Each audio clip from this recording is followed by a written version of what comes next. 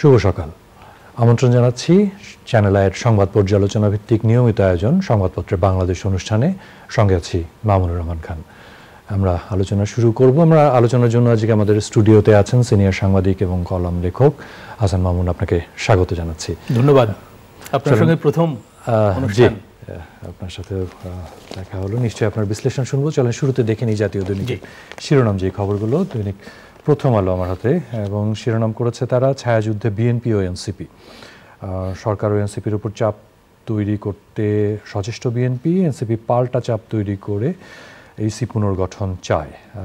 শিরোনাম দেখছি ডিসেম্বরের মধ্যেই জাতীয় নির্বাচন হওয়া উচিত, অফিসার্স অ্যাড্রেসে সেনাপ্রধান। অনুষ্ঠানে জাতীয় নির্বাচন ছাড়াও করিডর, বন্দর সংস্কার সহ সমসাময়িক বিভিন্ন বিষয় উঠে আসে। দৈনিক যুগান্তর শিরোনাম করেছে দাবি না মানা পর্যন্ত সড়কে অবস্থান, মেয়র পদে শাকের শপথ ও দায়িত্ব প্রদান। নগর ভবন থেকে আন্দোলন যমুনার সামনে। করিডর নয়, ত্রাণ পৌঁছাতে সহায়তা করা হবে, সংবাদ সম্মেলনে জাতীয় নিরাপত্তা উপদেষ্টা। দৈনিক কালের কণ্ঠ শিরোনাম করেছে অসহযোগে অচল রাজস্ব খাত, এনবিআর 2 ভাগ। অন্তর্বর্তী সরকারের পক্ষে পূর্ণাঙ্গ অর্থনৈতিক পুনরুদ্ধার সম্ভব নয়, গভর্নর বলেন। দৈনিক সমকাল তাদের শিরোনাম জামায়াতের পর বিএনপির সঙ্গেও বিবাদে এনসিপি, সরকারের কর্তৃত্ব নিয়ে বিএনপির সঙ্গে বিরোধ। নির্বাচন ডিসেম্বরের মধ্যেই হওয়া উচিত, সেনাপ্রধান অফিসার্স অ্যাড্রেস অনুষ্ঠান। দৈনিক মানব জমিনও একই বিষয় এনেছে, ডিসেম্বরের মধ্যেই জাতীয় নির্বাচন হওয়া উচিত, মানবিক করিডর বন্দর বিষয়ে সিদ্ধান্ত একটি রাজনৈতিক সরকারের কাছ থেকে আসতে হবে, মব ভায়োলেন্স সহ্য করা হবে না। বাংলাদেশ প্রতিদিন রাজনৈতিক সরকারের কাছে দ্রুত ক্ষমতা হস্তান্তর প্রয়োজন, কর্মকর্তাদের উদ্দেশ্যে সেনাপ্রধান। করিডর বন্দর দেওয়ার এখতিয়ার নেই বর্তমান সরকারের, মেয়র ইস্যুতে রাজনীতিতে ভিন্ন মোড়। দৈনিক আমাদের সময় নির্বাচনের হিসাব নিকাশ ক্রমেই জটিল হচ্ছে, সেনাবাহিনীর সঙ্গে সরকারের মতপার্থক্য নেই, খলিলুর রহমান। দৈনিক আমার দেশ রাষ্ট্রীয় সহিংসতায় এক প্রজন্মের অন্ধত্ব। দৈনিক কালের কণ্ঠ ঢাকার 2 সিটি নির্বাচন আয়োজনে ইসিকে চিঠি দিচ্ছে সরকার। স্থানীয় সরকার নির্বাচনের আগে কোনো নির্বাচন হবে না, এটি ইসির সামনে এনসিপি কালকে যে সমাবেশ করে সেখান থেকে এই ঘোষণা তারা দেয়। দৈনিক খবরের কাগজ তারা বলছে বিএনপি এনসিপি দ্বন্দ্ব প্রকাশ্যে, রাজনৈতিক অঙ্গনে অস্থিরতা। রাখাইনে করিডর দেয়া নিয়ে কথা হয়নি, সংবাদ সম্মেলনে ডক্টর খলিল। দৈনিক দেশ রূপান্তর 8 লাখ কোটি টাকার বাজেট, মূল্যস্ফীতি নিয়ন্ত্রণে বাজেটে থাকবে কৃচ্ছ সাধন। দৈনিক ইনকিলাব তারা শিরোনাম করেছে ঢাকা জনদুর্ভোগের মহানগরী, আন্দোলনের নামে প্রতিদিন সড়ক বন্ধ করে রাখা হচ্ছে। স্বৈরাচারের দোষর মুক্ত করতে নেওয়া হচ্ছে নতুন সিদ্ধান্ত, উপদেষ্টা পরিষদের সভা আজ। দৈনিক রূপালী বাংলাদেশ বিক্ষোভে স্থবির নগরী, দুর্ভোগ চরমে, এত দাবির শেষ কোথায়? সব শেষে দেখতে পাচ্ছি দৈনিক জনকণ্ঠ তারা বলছে যে এবার এই চ্যানেলের প্রস্তাব সকল পক্ষের সঙ্গে আলোচনা করে সিদ্ধান্ত। বিভিন্ন রকমের শিরোনাম আসলে দেখছিলাম, তবে ঘুরে ফিরে যে বিষয়গুলো, গতকালকে কিন্তু সেনাপ্রধান তিনি অফিসার্স অ্যাড্রেসে একটি বিষয় স্পষ্ট করেই বললেন। তিনি বলছেন যে ডিসেম্বরের মধ্যেই নির্বাচন হওয়া উচিত। এই বিষয়টি যদি আজকের আলোচনা শুরু করেন। জি, আজকে মনে হয় যে প্রধান ফোকাসটা এই জায়গাতে পত্রপত্রিকাগুলোর, এবং ফেসবুকও তোলপাড় দেখছি। তবে ফেসবুকে জনমত বিভক্ত, সেটাও দেখা যাচ্ছে সেনাপ্রধানের বক্তব্য ঘিরে।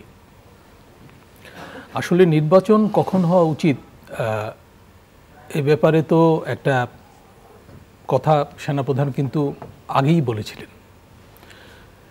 বিদেশি সংবাদ মাধ্যমের সঙ্গে উনি কিন্তু 18 মাসের মধ্যে, সরকারের অন্তর্বর্তী সরকারের 18 মাসের মধ্যে নির্বাচন হলে ভালো হয়, বা নির্বাচন করার জন্য, এমনকি সংস্কার করার জন্য সেনাবাহিনী পাশে থাকবে, এ কথা কিন্তু উনি আগেই বলেছিলেন। তো 18 মাসের সঙ্গে প্রধান উপদেষ্টা যে অপশন দিয়েছেন, অল্প সংস্কার হলে ডিসেম্বরের মধ্যে, বেশি সংস্কার হলে পরের বছর জুনের মধ্যে, এখানে কিন্তু খুব বিরোধ নাই। মাঝে আমরা দেখলাম জামায়াত ইসলামী থেকে একটা প্রস্তাব দেওয়া হলো যে আগামী রোজার আগে, ঈদের আগে, অর্থাৎ ফেব্রুয়ারির মধ্যে, জানুয়ারি ফেব্রুয়ারির মধ্যে সেনাপ্রধান কালকে অফিসার্স অ্যাড্রেসে যেটা বলেছেন সেটাও কিন্তু এর সঙ্গে মোটামুটি সঙ্গতিপূর্ণ, যে ডিসেম্বরের মধ্যে হলে ভালো হয়, মানে আগামী বছরের শুরুতে উনি নতুন সরকার, নির্বাচিত সরকার দেখতে আগ্রহী, দেখতে চান। এটা হচ্ছে ওনার বক্তব্য, ওনার ওপিনিয়ন। তো ওপিনিয়ন তো উনি আগেও মাঝে দিয়েছেন, সেটা ছিল যে আন্দোলনের শক্তিগুলোর মধ্যে বিভাজন এবং মতপার্থক্য, কাদা ছড়াছড়ি এগুলো যাতে কম হয়, নিয়ন্ত্রণে থাকে। বেশি হলে দেশের সার্বিক পরিস্থিতি খারাপ হবে, এমনকি স্বাধীনতা সার্বভৌমত্ব বিপন্ন হবে, এই কথা উনি কিন্তু মাঝে বলেছিলেন, তাই না? এই পয়েন্টে একটু জানতে চাই একটু আলাদা করে, যে এই যে আন্দোলনের পক্ষের শক্তিগুলোর মধ্যে যেন বিভাজন না হয় সেরকম একটা আকাঙ্ক্ষা, এটা শুধুমাত্র সেনাপ্রধান না, সবারই আছে। হ্যাঁ, সকলের মধ্যেই এটা রয়েছে। সেটি আসলে কতটা দেখছি আমরা এই প্রায় 9 মাস পার হয়ে গেছে? না, মতপার্থক্য ক্রমেই বেড়েছে। এখন রাজনৈতিক দলগুলোর মধ্যে বিভিন্ন দৃষ্টিভঙ্গি, মতপার্থক্য হতেই পারে, এটা হওয়াটাই স্বাভাবিক। কিন্তু মৌলিক কিছু প্রশ্নে ঐকমত্য থাকাটা জরুরি ছিল, সেটা থাকেনি। আমরা দেখব যে রাজপথে কিন্তু প্রথম আলো নিউজ করেছে ছায়াযুদ্ধে এনসিপি এবং বিএনপি। কেউ কেউ বলছে প্রকাশ্যে, ছায়াযুদ্ধ বলবো না, প্রকাশ্যই হয়ে গেছে। কারণ কালকে দুই ধরনের দাবি এসছে রাজপথ থেকে। একটা হচ্ছে যে সরকারে যে দুই উপদেষ্টা আছেন, এনসিপি বলছে, বিএনপির মুখপাত্র এটা বলছেন যে বিএনপি বলছে যে এনসিপির দুজন আছেন ছাত্র উপদেষ্টা, তাদের পদত্যাগ। তো এনসিপির সঙ্গে যে তারা কোনো না কোনোভাবে সম্পৃক্ত রাজনৈতিকভাবে, সেটা কিন্তু বিভিন্ন সময় প্রকাশ পায় হচ্ছে যে তারা বিভিন্ন স্ট্যাটাস দেন, পোস্ট করেন, সেটা আবার ডিলিট করেন পরিস্থিতি খারাপ হলে, নেতিবাচক হলে। তো এতে করে কিন্তু এদের সম্পৃক্ততা বোঝা যায় এবং ওইখান থেকে রাজনৈতিক দল গঠিত হয়েছে, এগুলো তো সবাই আলোচনা করছে খোলাখুলি। কিন্তু ওয়াহিদুদ্দিন মাহমুদ, সালেউদ্দিন আহমেদ, এরা বিএনপির মুখপাত্র, এটা কিন্তু কেউ বলেনি এই পর্যন্ত। এটা কালকে নাসিরউদ্দিন পাটোয়ারি সম্ভবত বললেন, মানে আগারগাঁওয়ে যে নির্বাচন কমিশনের সামনে যে বিক্ষোভ, সেখানে সামনে তাদের একটা বিক্ষোভ ছিল। এবং এই বিক্ষোভ কর্মসূচিটাও একটু ইন্টারেস্টিং, সেটা হচ্ছে যে নির্বাচন কমিশন পুনর্গঠনের দাবিতে, এবং সেখানে তারা স্থানীয় নির্বাচন আগে চেয়েছেন। স্থানীয় নির্বাচন ইস্যুটা কিন্তু মাঝে একটু তলিয়ে গিয়েছিল, আপনি লক্ষ্য করবেন। জাতীয় নির্বাচন নিয়ে আলাপ হচ্ছিল, এখন আবার স্থানীয় নির্বাচনের আয়োজন চলছে, এরকম খবরও আছে। তো এটা একটা ঘোলাটে পরিস্থিতি। এই পরিস্থিতিতেই সেনাপ্রধান কিন্তু একটা অবস্থান নিয়েছেন বলে আমার মনে হয়, এবং অফিসারদের সঙ্গে নিয়ে ভার্চুয়ালি অনেকে যুক্ত ছিলেন। এই ধরনের অফিসার্স অ্যাড্রেস আগেও হয়েছে মাঝে। তো এখানে উনি সংস্কার নিয়েও কথা বলেছেন, এবং এটা কিন্তু বলেছেন উনি যে সংস্কার বিষয়ে আমার সাথে কোনো কথাবার্তা হচ্ছে না। সেটাও বোঝা যাচ্ছিল যে সংস্কারের ব্যাপারে সেনাবাহিনীকে কোনো মানে সম্পৃক্ত করা হচ্ছে না বা আস্থায় নেওয়া হচ্ছে না।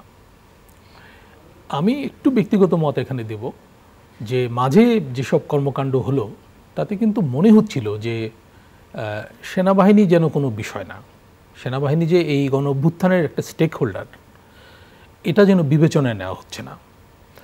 তো কালকের ঘটনায় এখন আবার নতুন করে মনে হবে যে সেনাবাহিনীর বক্তব্য একটা ব্যাপার, এবং সেনাবাহিনী তো মাঠে আছে মানে বেসামরিক প্রশাসনের সহায়তায় আছে, দীর্ঘদিন ধরে আছে, এবং তাদের ম্যাজিস্ট্রেসি ক্ষমতা কিন্তু ক্রমে বাড়ানো হচ্ছে। এটা একটা নজিরবিহীন, এটা কখনো ছিল না। এর আগে আমরা দেখব যে 111-এর সময়ও সেনাবাহিনী দীর্ঘদিন মাঠে ছিল, 2 বছর প্রায়, কিন্তু তখন তো সেনা সমর্থিত সরকার ছিল, ওই সরকারের ক্যারেক্টারটা ভিন্ন ছিল।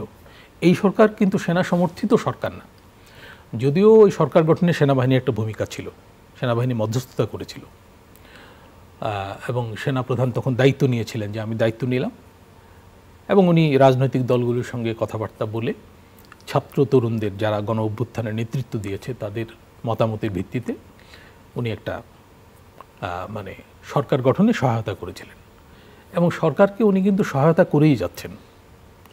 আমি অসহযোগিতা সেইভাবে দেখছি না।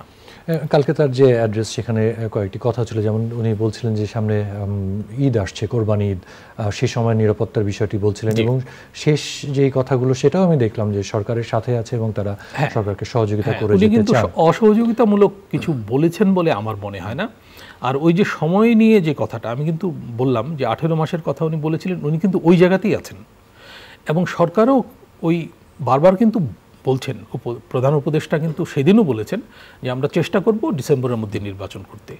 মাঝে যারা নির্বাচনের ব্যাপারে বেশি উৎসাহী বিএনপি, তাদের একটা প্রতিনিধি দল গিয়েছিল প্রধান উপদেষ্টার সঙ্গে বৈঠক করতে। সেখানে তারা কিন্তু এক ধরনের আশ্বস্ত হয়ে এসছেন যে প্রধান উপদেষ্টা আন্তরিক ডিসেম্বরের মধ্যে নির্বাচনের ব্যাপারে।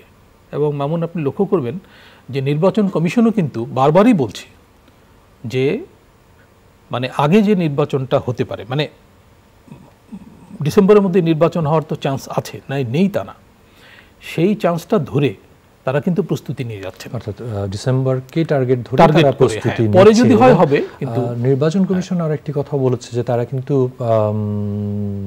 জাতীয় নির্বাচনের আগে স্থানীয় নির্বাচনের ব্যাপারে তাদের একটা অনীহার কথা কিন্তু কমিশন থেকে বলেছে। তারা বলেছেন যে এটা সরকারের বিষয়। জি, তো এখন আমরা যেটা দেখছি যে রাজনৈতিক দলগুলো যারা কিনা এই নির্বাচনের মূল কি বলবো যে যারা মাঠে থাকবেন, তাদের মধ্যে কিন্তু এক ধরনের ভিন্ন মত আমরা দেখছি। বিশেষ করে এই যে ঢাকার দক্ষিণ সিটি কর্পোরেশনের মেয়র নিয়ে যে বিষয়টি শুরু হলো, ইলেকশন কমিশন গেজেট প্রকাশ করলো এবং ইশরাককে তারা করলো এবং তারপরে কিন্তু তার শপথটা হলো না এবং এটা নিয়ে এখন রাজপথের যে অবস্থা আমরা দেখছি এবং সেটি আদালত পর্যন্ত গড়িয়েছে। আপনি জানেন আজকে একটি আদেশও রয়েছে হাইকোর্ট থেকে, কিন্তু যেই পর্যায়ে চলে গেছে, এখানে এনসিপি একটি পক্ষ, এখানে বিএনপি একটি পক্ষ, এখানে সরকারের এক রকমের অবস্থান, নির্বাচন কমিশনকে দেখছি আদালত তার মতো আদেশ দিবে। আদালতের আদেশের মধ্য দিয়েই কি এটির একটি সহজ সমাধান আসবে মনে করছেন যে অবস্থায় গেছে? আমার তো মনে হয় যে আজকেও এই অবস্থান চলবে। ইশরাক বলেছেন যে তার সমর্থকরা আজকেও রাজপথে থাকবেন এবং এটা আসলে একটা রাজনৈতিক রূপ নিয়েছে। এবং কালকে তিনি কিন্তু এটিও বললেন যে শুধুমাত্র মেয়র হিসেবে শপথ নেওয়াটা এখন নির্বাচন আদায়। জি, নির্বাচন আদায় এবং একই দিনে সেনাপ্রধানের কিন্তু অবস্থান দেখা গেল। তো এটা আবার অনেকে কোরিলেশন বের করবে হয়তো, কিন্তু আমার মনে হয় না যে এই ধরনের কোরিলেশন আছে। সেনাপ্রধান তার আগের জায়গাতেই আছেন এবং বিএনপিও কিন্তু আগের জায়গাতেই। বিএনপি দ্রুত নির্বাচন চায় এবং এই দাবিটা ক্রমে জোরালো হয়েছে সরকারের নানা রকম ব্যর্থতার কারণে। আমি বলবো এটা আমার মনে হয়। যেমন আমাদের মতো অনেকেও কিন্তু সংস্কারের ব্যাপারটাকে আগে যেভাবে গুরুত্ব দিতাম, এখন সেইভাবে দিতে পারছি না, কারণ দেশের সামগ্রিক পরিস্থিতি। আপনি লক্ষ্য করবেন কালকে ব্যবসায়ীদের একটা মত বিনিময় সভা হয়েছে, নিউজ আছে, এবং সেখানে ব্যবসায়ীরা নানান বিষয়ে উৎকণ্ঠা প্রকাশ করেছেন। হ্যাঁ, সামনে বাজেট আসছে, বাজেটের খবরও আজকে আছে, একটা পত্রিকা লিড নিউজ করেছে বাজেটের, তাই না? তো বাজেটের সাইজ আগের মতোই থাকছে, বাজেট কিন্তু আগের চেয়ে বড় হচ্ছে না। এডিপি বাস্তবায়নের অবস্থা খুবই খারাপ, 10 বছরের মধ্যে এত খারাপ বাস্তবায়ন কখনো হয়নি। তো এটা তো সামগ্রিক পরিস্থিতির সঙ্গে সম্পর্কিত।